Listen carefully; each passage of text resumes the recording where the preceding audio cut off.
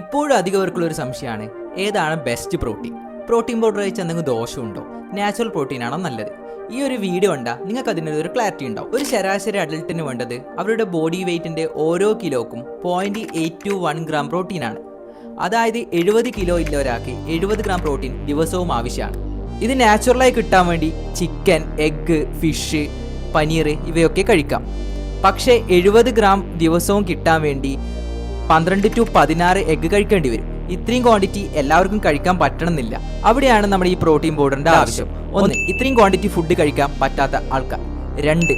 Body builders, athletes. 3. Vegetarian, busy professional. ഇനി protein powder കഴിക്കാൻ പറ്റാത്ത ആൾക്കാർ ആരൊക്കെയെന്ന് പറഞ്ഞാൽ കിഡ്നി ഡിസീസസ് ഉള്ളവർ, ലിവർ ഡിസീസസ് ഉള്ളവർ, ഓൾറെഡി നല്ല പ്രോട്ടീൻ റിച്ച് ആയിട്ടുള്ള ഹെൽത്തി ഡയറ്റ് ഉള്ളവർ, കുട്ടികൾ, ഇവർക്കൊന്നും പ്രോട്ടീൻ പൗഡർ കഴിക്കേണ്ട ആവശ്യമില്ല. ഇനി അടുത്ത ചോദ്യം ഉണ്ടാവുക, ഏതാണ് ബെസ്റ്റ് പ്രോട്ടീൻ പൗഡർ?